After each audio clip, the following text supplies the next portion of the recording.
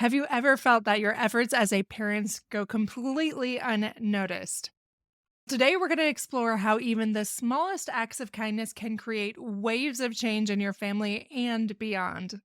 In this episode, you'll discover the incredible power you hold to light up your home and the world around you.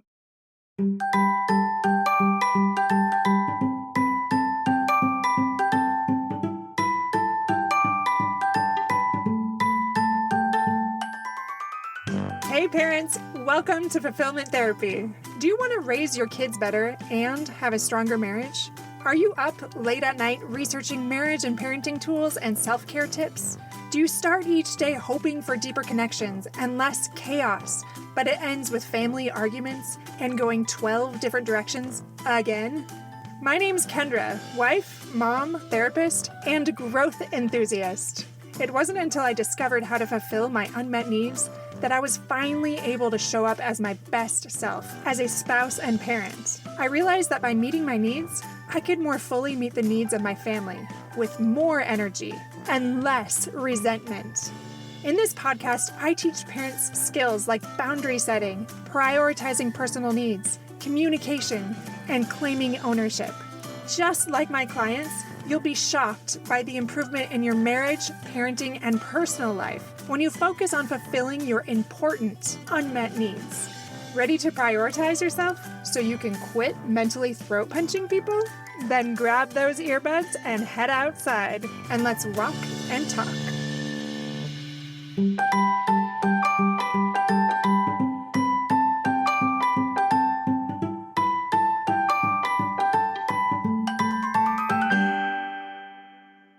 Welcome back to Fulfillment Therapy. I'm your host, Kendra Nielsen, and today we're exploring a powerful concept that can transform our lives and the world around us. This was inspired from a quote I came across in my studying this week by St. Francis of Assisi, and he said this: "All of the darkness in the world cannot extinguish the light of a single candle." Isn't that so beautiful? I read that several times when I was studying, and I'm like, oh man, that's incredible. All the darkness in the world cannot extinguish the light of a single candle. As parents, it's so easy to get stuck in the mundane and struggle seeing the big picture. I know that happens for me all the time. But today I want to talk about what it means to be that light and how that can lead us to greater fulfillment as parents and spouses. I want to start with this story, and this is from a Japanese diplomat from the 1940s, and he was stationed in Lithuania. So when the Nazis tightened their grip on Europe, faced this moral dilemma that he talked about. And despite orders from his government, he started issuing transit visas to Jews that were fleeing because of persecution. And for 29 days straight, he wrote visas by hand. And he barely slept, he barely ate, because he knew that each one of these documents could save a life. So he defied his government, and as a result of that light of his courage, he ended up saving about 6,000 people. He was determined to follow his conscience, and because he did that, he was able to save thousands of people. Now, I recognize most of us are not going to be able to save 6,000 people because this situation is not a common day occurrence. But I want to go back to his story a little bit later and talk about how he continued to shine and inspire others. But first, I want to talk a little bit about what it means to light the world. I don't know about you, but as a parent, that feels almost impossible. Yeah, I can help people in my home, but even that, it feels often so minimal. Being a light in the world means a few different things. It also means standing up for what's right, even when it's difficult. And I can think of many times that I wish I would have been courageous enough, like in my master's program when there was so much animosity towards Christian beliefs. And I started to stay quiet because I was so tired of feeling that animosity. And I didn't always stand up for myself and my beliefs. It means showing kindness and compassion to others, especially when they're struggling, despite what we're going through. It also means using your unique talents and gifts to make a positive impact. The Dalai Lama once said something that I really love that's pretty funny, actually. And this is what he said: If you think you are too small to make a difference, try sleeping with a mosquito. This reminds us that even the smallest actions can have a significant impact, even when we don't think they do. Again, I think about parenting, and in my journey, and I'm sure in yours, you just feel all the things you're saying and doing are really not making much of an impact. And sometimes they even seem to go the other way because you're saying it. And it's hard not to get discouraged sometimes. Before I go into that, though, I want to share a few historical examples of lights in the world because I don't know about you, but I feel motivated when I hear stories, and those are the things that I remember. Do you guys remember Mr. Rogers' Neighborhood?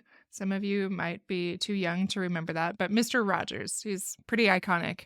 He revolutionized children's television because he talked about difficult things that most people were not talking about, like divorce and death and racism and things like that.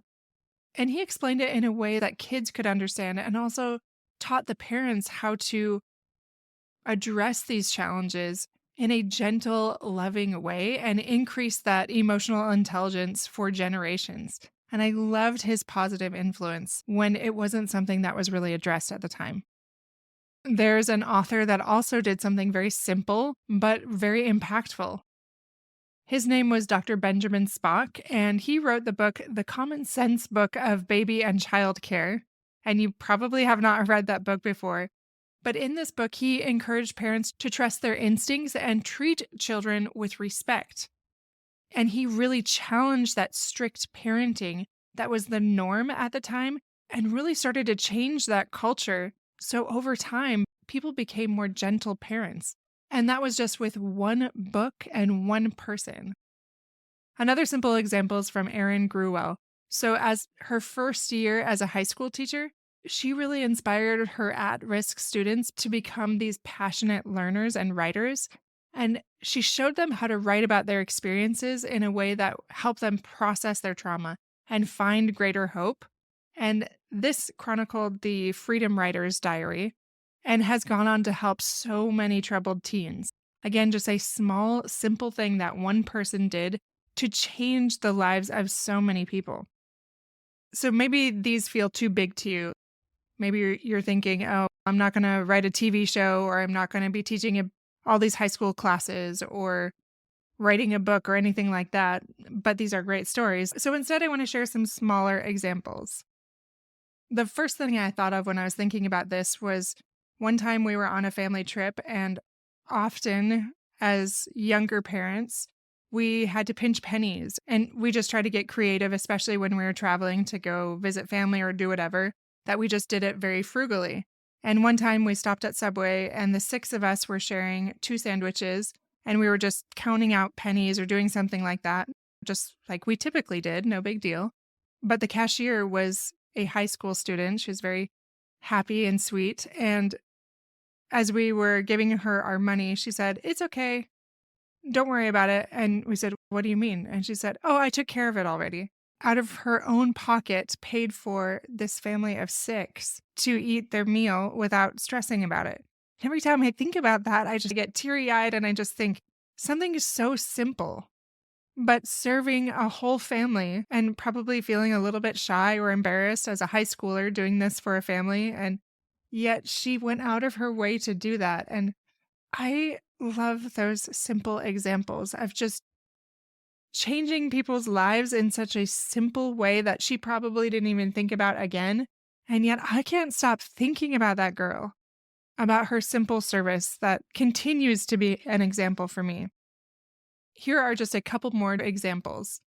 For an entire year after a woman lost her husband, she received a card every week from a coworker with encouraging messages. And that simple act of consistent support helped this widow through this very difficult time, which lasts much longer than after the funeral. I just think that is so beautiful, so loving. And of course, this woman would never forget that and how she would likely even pay that forward. I have another example of a high school student. So a high school student noticed a girl crying alone in the bathroom and offered her some support and even gave her a number so they could talk later. And it ended up that this small act ended up preventing a suicide that she was planning. Again, that's just so touching, a simple thing that we can do, and we have no idea where it will lead.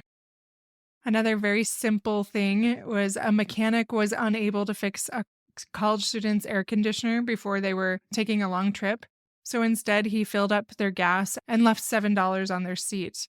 Just a very small thing. And yet, how it impacted that college student, just feeling touched that somebody would care enough to do those extra things for them.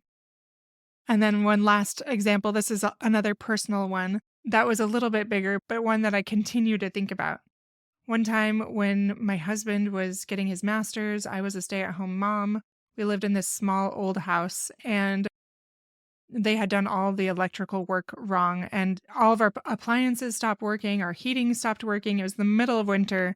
We were very overwhelmed with things, and I had called the electrician to come over and look at it. When he came over, he explained that it would be, I think it was like a $2,000 or $3,000 fix because he'd have to completely change the breaker box and redo a lot of the wiring. I didn't know this man, and I just started bawling. And I was really embarrassed. I was trying to cover it up, but I just thought, like, how can we afford that? Like, there's no way we can do that right now. And I think it was within 24 hours, someone anonymously dropped off a giant bag of candy and that exact amount to fix the breaker box. Now, I don't know if that was the electrician or somebody else as I talked to people and tried to figure out what to do. I don't even remember the details, but I never did find out who did that. And it just continues to baffle me that a stranger would do something so kind for a family in time of need. I just think that's so beautiful, so touching. And I wonder how much that I've done to let my light shine. But yet I want to do more, which is why I created this episode today. So let's talk about the ripple effect of our light. My friends, we may never fully know how our light impacts others, but it's like throwing a pebble into a pond, and those ripples extend far beyond our immediate circle. It's like people at the gym, it's people at the store that are just kind when they don't need to be. Viktor Frankl, he wrote A Man's Search for Meaning. I really love a lot of the things that he said, but he is a Holocaust survivor and a psychiatrist. And he said this: "What is to give light must endure burning." At first, when I read that, I didn't really understand what that meant. But this means that being a light often requires sacrifice and perseverance. For example, I'm sure whoever anonymously donated that $2,000 or $3,000 for our circuit breaker had to sacrifice in some way. I'm sure they did. That's not simple, and I didn't know anyone really wealthy that would have likely just handed that over. And yet, how much it shifted and changed my view of things and helped me feel that I was not alone and that we would find a way through those challenges at the time. Here are some other very simple examples, and these are just hypothetical. But it could be a parent who patiently helps their child overcome learning difficulties or nurturing them in a way so that they can help others as that child grows. Or it might be a spouse who supports the partner when they need to do a career change or when they are going back to work or something like that. And then how that partner can go on to help so many others. It might be showing unconditional love to a teen and showing that genuine interest so that they end up being encouraged to keep trying and going to college maybe despite their fears and low self-esteem. And that happened to me. So you might be wondering, with all those examples, how we can be a light in our daily life when it feels like those might be hard to notice. There are simple things that you can do so that you can show up when that opportunity arises. The first thing you can do is remember that you can't pour from an empty cup. So take time to take care of yourself so you have the energy to care for others. I very much disregarded that for a long time, and I didn't feel like I had the energy or the bandwidth to help others. And as I did this, that changed. And it's changing more and more as I remember this. But it is something I have to consciously do so that I can show up in the way that I want to with others. The second thing is show kindness. So remember that it can be very simple, small things. That can be listening, that can be sharing a meal, that can be texting, volunteering a little bit of your time. Like we took a meal to a girl yesterday. It was a very busy day, but I thought, you know what? This is really not that big of a deal. and her mom has cancer. It's not something she's able to do for herself right now. And so we did it, and it really wasn't a big deal. The third thing you can do is stand up for what's right. So when you witness some sort of injustice, your voice does matter even in small settings, and people notice. And that also causes ripples. So whether somebody's being treated unfairly, whether there's some sort of underdog, or somebody is being critical of someone or some group, stand up and say something. The fourth simple thing you can do is use your talents. So maybe you're a problem solver or a creative thinker or an organizer. Whatever it is, use these gifts to make a positive impact.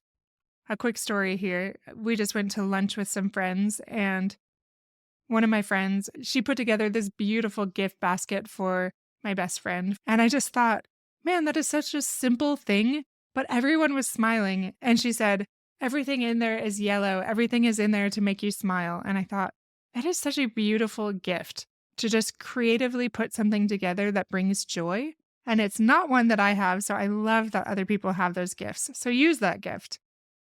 And last but not least, be present. So often just being there for someone is enough. Your presence can light someone's darkness, and it doesn't have to be elaborate. It doesn't have to involve a lot of money, a lot of time, anything. It can simply be caring for and loving others and being present in that moment. So I want to return to that story of Chiun Sugihara.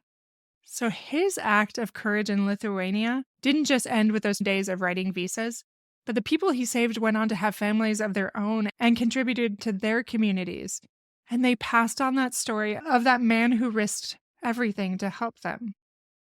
So his light continued to shine long after he was forced to leave his post, and proved that one person's compassion can truly change the world. So I just want you to remember a few key things here. Your light, no matter how small it may seem, has the power to pierce someone else's darkness. The impact of your actions likely extends far beyond what you can see. Being a light in the world is not just about the grand gestures, but it's about those small, simple, consistent acts of kindness and courage. And last but not least, shining your light not only illuminates the path for others, but also increases your own fulfillment and your own sense of purpose. So I challenge you, my friends, to think about this. How will you let your light shine today? Remember, all the darkness in the world cannot extinguish the light of a single candle. And that candle, my friends, is you. That's all I have today. Don't forget to check out our courses on fulfillmenttherapy.org to help you take your life to the next level, whether that's our parenting course, Mend Your Marriage, our personal growth course, Ignite Your Life, or our parenting course, Heal Your Home. We also have 3 courses to help you start your own podcast and online business if you want to create passive income and become a light to others. That's Find Your Focus, Launch Your Podcast, and the next one that will be coming in January is Podcast Profit Mastermind. So that will help you really increase profit for your podcast. Check those out, and remember that everything we have here is also on our blog. If you want to go back and grab any of those quotes or any of those tips, you can find that on our website as well. Thanks for listening, my friends. I'll see you back here with a new episode every Monday and Thursday.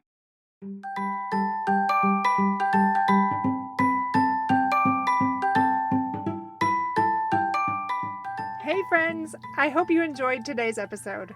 If you did, chances are someone else would too. Would you take 30 seconds to share this with a friend who's looking for greater family fulfillment? And while you're sharing, tell me what you think about the show by leaving a review on Apple Podcasts. It refuels me when I hear this podcast is helping you. No matter what your house or your hair looks like, I'll meet you back here every Monday and Thursday morning for more episodes. Until then.